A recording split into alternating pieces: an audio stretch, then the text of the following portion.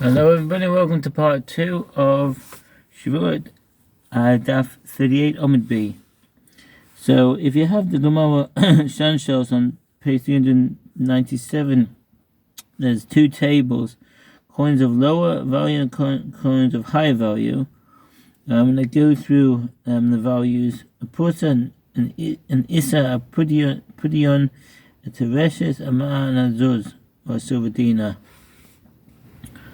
And furthermore, if the admission is not the same type as the claim, a defendant who admits to part of the claim is liable to take an oath only if his admission is the same type of item as to which the claim relates. Ram say for Mishpat Hechatan Benitan 38 Shulchan Aruch Mishpat 887. The defendant admitted to a debt that the claimant did not claim. The defendant exempt from taking an oath. How so? If the claimant said to the defendant, "I have 2 silver ma'an in your possession," and the latter responded, "You have only 1 putter, a coin made from copper, in my possession," he's exempt from taking an oath. See 39b. But if the claimant said, "I have 2 silver and 1 put in your possession," and the defendant responded, "You have only 1 put in my possession," he is liable to take an oath. If the claimant said, "I have 100 dinars in your possession," and the defendant responded, "Nothing of yours is in my possession," only biyadi. If the claimant said, "Defendant, I have 100 dinars in your possession," the defendant responded, "Nothing of yours is in my possession," the latter is exempt from taking an oath by Torah, as he denied the entire claim. Nevertheless, he is liable to take an oath of inducement, i.e. an oath required by rabbinic law, in a case where the defendant completely denies the claim. Rambam say for Mishpat Hechatan Benitan 3:1 Shulchan Aruch Mishpat 75:7 to 87:1. He's exempt as he denies the entire claim. But if the claimant said, "I have $100 dinars in your possession," and the defendant responded, "You have only 50 dinars in my possession," he's liable to take an oath as he admitted to part of the claim. If the claimant said, "My late father had 100 dinars in your possession," if one said to another, "My late father told me that he had 100 dinars in your possession," and the defendant responded, "You have only 50 dinars in my possession," the Rambam rules that the latter is exempt from taking even an oath of inducement as acted tantamount to returning a lost item. The Riva deems him liable to take an oath by Torah law. Rambam say from Mishpat Toan Nitan 4:5 Shulchan Aruch Mishpat 75:21. In the case, it introduces an additional condition for administering an oath to one who admits to part of the claim. Namely, the claimant must be the original creditor and not one whose claim is based on the defendant's dealing with another person. This is because the rationale behind the administration of this oath, as explained by the Gemara in 40b, is the presumption that one would not exhibit insolence in the presence of his creditor and deny his debt entirely. Therefore, an admission to part of the debt indicates the possibility that the creditor is right.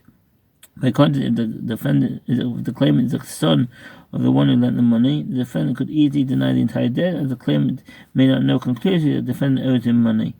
And additionally, the son did not personally do the defendant the favor of granting him a loan. Therefore, there is no presumption that the defendant would exhibit such instance by denying his debt. Consequently, if he admits to part of the debt, this is tantamount to returning a lost item, as his admission was of his own free will, and he is exempt from taking an oath.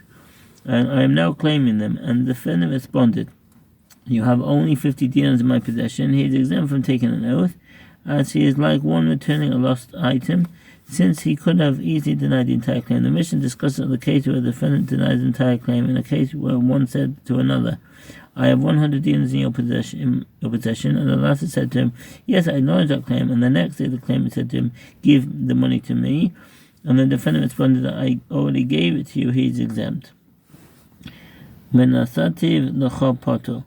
In a case where a person claimed 100 dinars from another, and the latter admitted to the debt in the presence of witnesses, and the next day the claimant said to him in court, "Give it to me," if the defendant responded, "I already gave it to you," he is liable to take an oath of inducement and subject exempt from payment. If he responded, "Nothing of yours is in my possession," he acquires a certificate from liar, since he previously admitted the debt and he is liable to pay. Shulchan Aruch Mishpat 79:10. But if he responded, "Nothing of yours is in my possession," i.e. denies that a debt never existed, he is liable to pay, as he already admitted that he owed him the amount. In a case when the claimant said, "I have 100 dinars in your possession," and the defendant said to him, "Yes," to which the claimant responded, "Give me the money to me only in the presence of witnesses." If the creditor said to the debtor, In the presence of witnesses, repay me only in the presence of witnesses. The last must repay him in the presence of witnesses. If he later claims that he repaid him in the absence of witnesses, his claim is not deemed credible. But I'm going to say from Mishpat and Hilchot Ma'alev Relova 15:1 Shulchan Aruch Mitzvah 73 and the Sma there. Then, if the next day the claimant said to him, "Give the money to me," the defendant responded, "I already gave it to you." He is liable to pay, as he is required to give it to him in the presence of witnesses, and he cannot prove that he did so. The Mishnah resumes discussion of an oath imposed by the court in a case where the defendant admits a part of the claim. If the claimant said, "I have a litra,"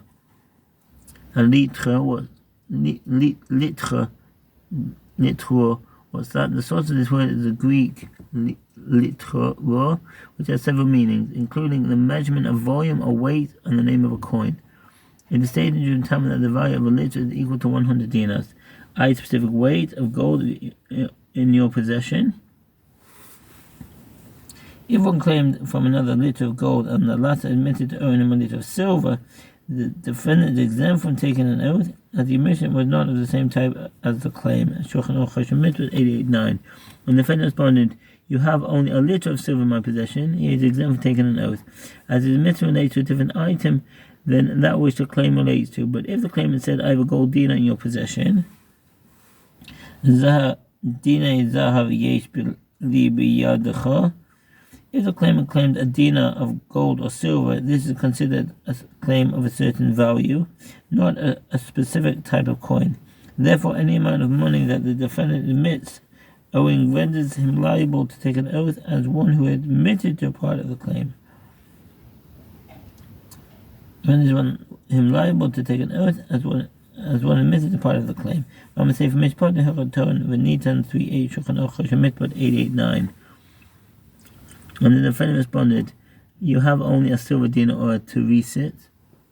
This refers to the Roman coin known as tresis, which was worth 3 issa, or pundion.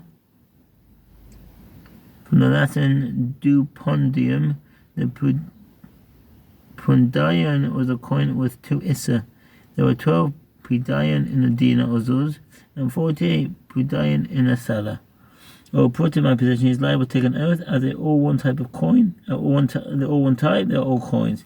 Since the claim concerns money, the difference between the different types of coins is disregarded, as the claim is essentially referring to the monetary value, not a specific type of coin. If the claimant said, "I have a core," the core is the largest measure of volume mentioned in the Talmud.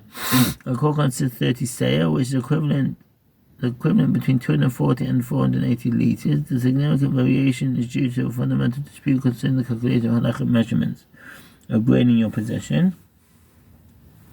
If the claimant claimed a core of grain and the defendant admitted to owing him a half core of legumes, he is not deemed one who admitted to part of the claim. If we admitted to owing him a half core of a certain type of grain, he is liable to take an oath. If the claim was of a core of produce and the admission was of half a core of legumes, the defendant is liable to take an oath, as legumes are included in produce. But 887.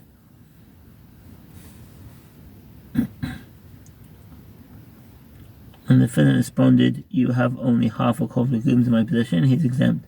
The claimant said, "I have a core of produce in your possession," and the claimant responded, "You have only half core of legumes in my possession," he is liable, as legumes are included in produce. If one claimed that another owes him wheat, the defendant admitted to owing him barley. Ta'ana chitin v'hoda lo b'shorin. If one said to another, "I have a core of wheat in your possession," and the latter admitted to owing a core of barley, he is exempt from even giving him the value of barley. I did not admit to what was claimed, and what he did admit to was not claimed. I'm going to say for Mishpat Torah and V'nitan 3:10, Mishpat 88:12. He is exempt as Rabbi Gamliel deems him liable to take an oath. Contrary to Rabbi Gamliel, one who admits to part of the claim is liable to take an oath, even if the admission is not of the same type of the claim. With regard to one who claims that another owes him jugs of oil, If one claimed that he had 10 jugs of oil in another's possession, and the latter admitted that he owed him 10 empty jugs, or that if he admitted to the claim of oil but not to the claim of the jugs, says the Torah, he's liable to take an oath. This is because the item he admitted to was included in the claim, and according to the opinion of Admon, with which Rabbi Gamliel agreed. Raman Sefer Mishpat Hilchot No Torah Nitan 3:13, Chano Choshen Mishpat 88:18.